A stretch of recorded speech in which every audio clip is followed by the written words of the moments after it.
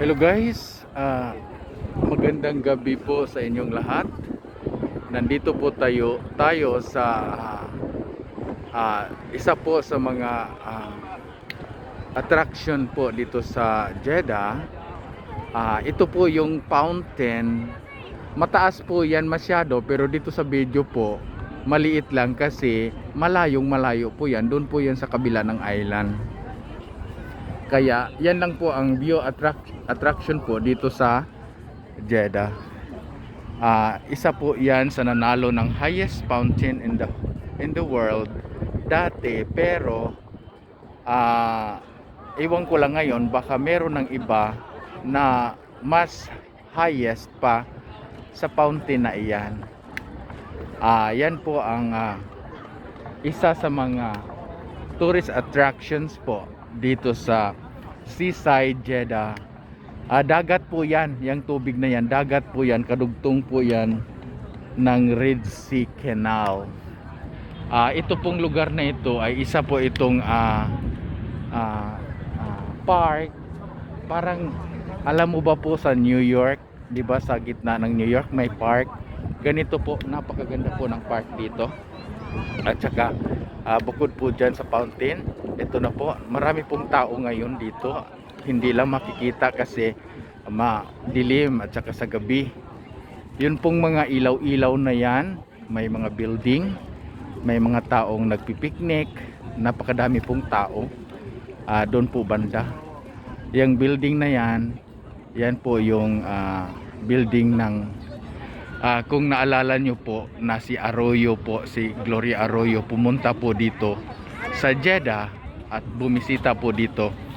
Diyan po sa building na yan ang kanyang accommodations, dahil government accommodation po yan para sa mga diplomat sa mga host countries po na bumibisita po dito sa Jeddah po, para po viewing deck dito sa seaside at saka sa fountain. Yan po yung nakalaan na mga tirahan ng mga diplomat from the other countries.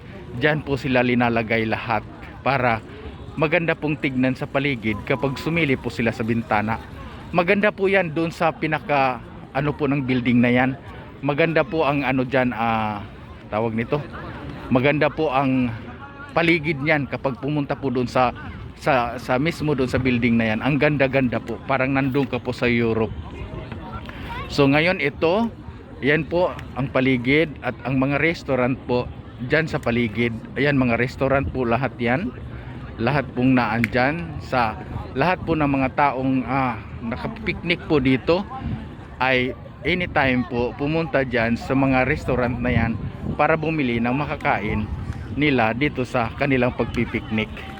So ngayon, bukod dyan sa fountain, mahabang-haba po yung fountain na yan kung tignan po. Pero dito po sa video, sa sobra pong layo, kaya nandun po siya sa kabilang island, kaya maliit na lang po siyang tignan. Yan po ang dagat, yan po ang paligid ng dagat po. Ayan po, yan po ang view ng seaside po dito. Marami pong parky, pipiknik po dito sa mga park dito po sa Jeddah. Maganda po dito kung medyo hapon-hapon lang at maliwanag pa at mayroon pang araw konti, kasi medyo maliwanag pa po, pero wala pa pong makikitang mga taong nagpipiknik dito dahil nagdadatingan lang po ang maraming mga tao kapag ano po, gabi na po, dumidilim na po. Yan po, kung tignan nyo po, napakadami pong tao, marami pong nagpiknik-piknik sa lugar na ito. At saka ayan po, may pamilya, may mga bata, mayroon pong mga grupo-grupo na karamihan, marami pong nakaupo sa paligid at sa buong area po. Ayan, malawak po ito hanggang doon po ito sa kinaduluduluhan. Ganito po ang city park ng Jeddah po. maano po ito, malawak po. Kung makikita, hindi nyo lang po maaninag sa napakadami pong tao dyan nakaupo po sa baba at nagpipiknik-piknik po sila, pamilya po dyan po sa paligid. Marami pong tao, marami pong tao, lalo na po yung mga banda roon sa area kung saan po hanggang doon po sa dulo, sa dulong-dulo, malayo pa po ang ano nito, park na ito. Ginawa po to ng government para meron pong access at tawag nito, pahingahan o unwinding ng mga lokal po. At hindi lang lokal, lahat ng tao po welcome po dito kasi open park po ito. Open at napakaganda po na paligid. Dito po may mga kiosk din po dito na tindahan ng makakain. Marami po dito. Marami pong, lalo na po kapag taglamig. Ito ngayon medyo lumalamig na po kasi tawag nito, ang hangin po malamig-lamig na po konti ang hangin. At saka kahit medyo po maliwanag dito kasi kiosk po ito, tindahan po, ayan o. Kaya sobrang liwanag pong ilaw nila. So tawag nito, malamig-lamig na po ng konti, mahangin-hangin na rin po. Kahit po medyo maalinsangan pa yung hangin, pero effect na, pwede na, kasi kaysa naman noon na sobra talagang init ang paligid. Kaya wala masyadong nagpipiktik. Kung nakita mo to, napakadaming tao po dito sa paligid. Masaya po. Sila po, pamilya nandyan po, nakapiknik po sila dyan. Ayan po, ang daming tao po. Ayan po. Anywhere po mayroon pong nag-umpok-umpok na pamilya kasama ng mga bata. Ang required lang po dito, mag face mask po, pero karamihan naman po dito wala rin naman pong mga face mask to, mga aswang dito na naan dito. Marami pong tao dito. Ito po yung park attractions po ng seaside ng Jeddah. Marami pong tao nakatambay po, nagpipiknik. Nandito po silang lahat. Ayan po, ito po yun. Kaya ipipil na lang po natin at aaninagin yung mga kaklaruhin na lang po natin sa ating mga mata kasi madilim po ang park po na ito. Mga light lang po, na mga mild light lang po na nandito sa poste. Hindi po sila naglagay ng mga sobrang clear na lights. Kung tingnan mo yung lights kulay yellow, kasi para hindi po ma-destroy ang emote ng mga lokal na nandito. Kung tignan mo po sa baba, mayroon pong hindi ko alam kung ano yan, nagbulwak-bulwak po ang tubig. Hindi ko po alam kung ano ba yan, bakit nagbulwak-bulwak dyan. Napakalakas po ng bulwak-bulwak. So mga ka-Berks, ito tayo, umiikot tayo dito sa medyo wala nang makita kasi walang ilaw. Dando pa yung mga ilaw. Hello po. Anagin na lang po natin yung paligid. At saka ito pong seaside nito, may grill po ito na parang balkonahe. Ayan oh, may grill po yan. Wala pong patawad yung grill na yan. Mula po doon sa umpisa hanggang doon sa pinakadulong malayo. Hindi po nila tinitipid yung kanilang grill para ang mga tao po dito lang po sa walkway, hindi po makapunta doon sa dagat mismo, dyan sa tubig. Kasi after po nitong grills, dagat na po, tubig na po yan. Kaya ayan po, nandito tayo sa walkway. Ayan na po yung building, nandito tayo sa malapit. Pero tapat na po tayo dito sa building na tinirahan ni Arroyo noon, Gloria Arroyo. Dyan po, highway na po yan dyan sa gilid noong building. Highway na po yan, papunta po yan doon sa malayo. Maganda po yung building na yan kung makita mo doon sa malapitan. So dito muna tayo sa walkway.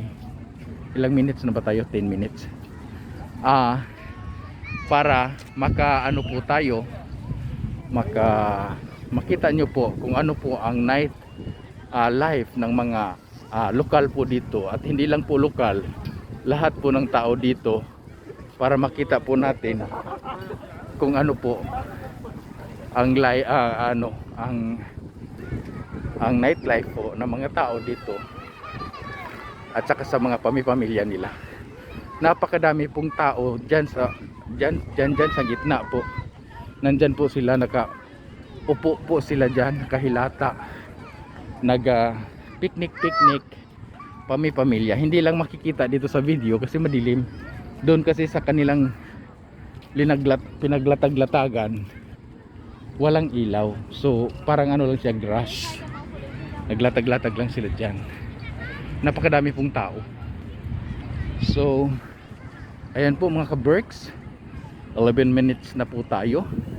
Ayan po, ang mga tao, wala pong humpay, lagi pong maraming tao. Ito po ang seaside ng Jeddah, Saudi Arabia. Libangan po ito ng mga tao dito, sa mga taong nakatira dito. Libangan po itong magpahangin-hangin dito, mag-unwind,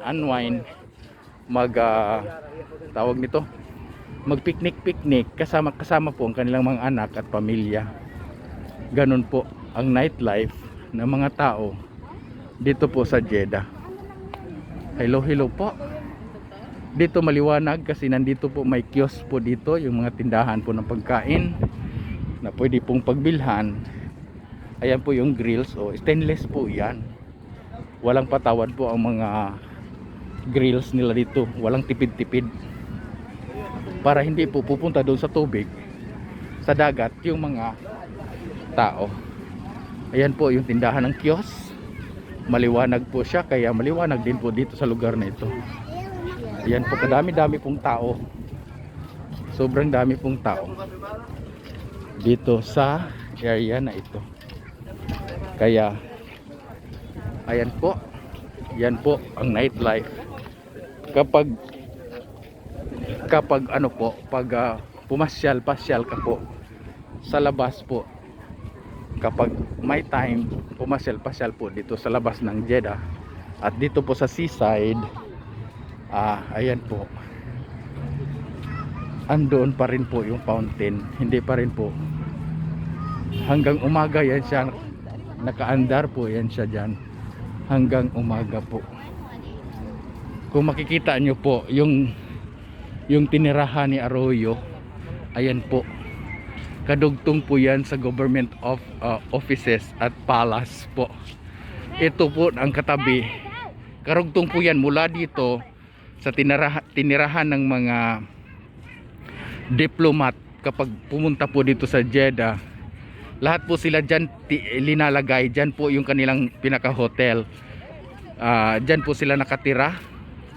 Pabahay po ng gobyerno kapag meron pong bumibisita dito sa Jeddah na mga diplomat o mga presidente po ng iba't ibang bansa. At ito po, sa tabi po noon, karugtong lang po yan mula dyan hanggang dyan. Katabi lang po yan, dito sa palace po ng Saudi. Dito po ang mga conventions hall, meeting, conventions ng mga diplomat sa building, sa palasyo na yan. Napakaganda po ng palasyo na yan, grabe. Para pong ano yan, palasyo ng palasyo talaga ng mga hari. Ano po yan, dyan po sila ang convention at meeting po ng mga diplomat na pumupunta po dito sa lugar ng Jeddah po. Lahat po ng mga diplomat, presidente, mula po doon sa kanilang tirahan doon sa bahay nila hanggang dito po, magkarugtong lang po yan sa palasyo na iyan ng Jeddah po, Saudi Arabia. Napakaganda po ng palasyo na yan. Ang ganda ng design. Hindi lang po tayo nakalapit doon mismo. Subukan ko ngang lumapit doon. Hindi po tayo nakalapit. Lalapit ako, susubukan ko. Doon po sa may highway para makita po na medyo malapit-lapit po. 15 minutes. Makita po ng malapit-lapit at maliwanag yung palasyo po na pinagdausan ng mga convention, seminar, meeting po ng mga hari po at yung mga presidente from the other countries na pumupunta po dito sa Jeddah. Sinadya pong nandyan sila ilagay kasi ang harapan po ay public park at napakaganda pong tignan dito sa gabi, kasama po yung fountain attractions doon po sa dagat. Ayan po, nandito na po tayo sa highway. Yan po, mahaba po yan, hanggang doon pa po yan. Sobrang haba pa po yung palasyo na yan, hanggang doon pa po sa dulo yan, yung palasyo na yan. Ayan po, along the highway po yung palasyo na yan, nakikita po yan. At karugtong po yan doon sa sa mga tirahan ng mga mayroon mang bus. Oy, ano ba yan, nakaharang man yun dyan. Katirahan ng tirahan ng mga diplomat hanggang dyan, hanggang dito po sa palasyo ang kanilang pagdausan ng kanilang mga meeting pag mayroon pong mga visitor dito sa Jeddah, Saudi Arabia. Napakaganda po ng palasyo na yan, mga ka-Berks. So ayan mga ka-Berks, ito lang tayo, malapit na maubos ang time, kaya view na naman tayo sa mga paligid uli. At 1 minute or 2 minute na lang, tatapusin na po natin ang ating video, mga ka-Berks. Good evening po mga ka-Berks. Nandito po ako sa palasyo po ng Jeddah, pinagdausan po ng convention ng mga diplomat from the other countries po. Magandang gabi po sa inyong lahat. At ito po ang aking tinuturo po kayo pagdating po ng nightlife dito po sa Jeddah, Saudi Arabia. So mga ka-Berks, medyo mahaba-haba na po ang time. Magandang gabi po sa inyong lahat, at sana po nag-enjoy po kayo sa aking paglilibot po dito sa Jeddah nightlife. Kahit medyo madilim po, may naaaninag din naman po na mga lugar-lugar. Ito meron siyang tent, pero mga playground po ng mga kabataan yan na nandyan, na mayroon pong tent po sa lugar na ito. So guys, thank you very much po sa inyong panonood. At sa ulitin po, ito po ang Jeddah nightlife dito po sa Jeddah, Saudi Arabia. At uli po, nandyan po yung palasyo na pinagdadausan ng conventions ng lahat po ng mga diplomat from the other countries. Dyan po sila nagmi-meeting, dyan po ang kanilang tirahan. Ayan po yung tirahan, at hanggang dito po, dyan po sa palasyong yan. Magandang gabi po, at thank you po sa inyong panonood sa akin. Hello, bye-bye po mga ka-Berks. Thank you po sana nag-enjoy po kayo kahit medyo madilim po. Sana nag-enjoy po kayo sa panonood ng aking video dito po sa nightlife ng Jeddah, Saudi Arabia. Thank you. Bye-bye. Thank you.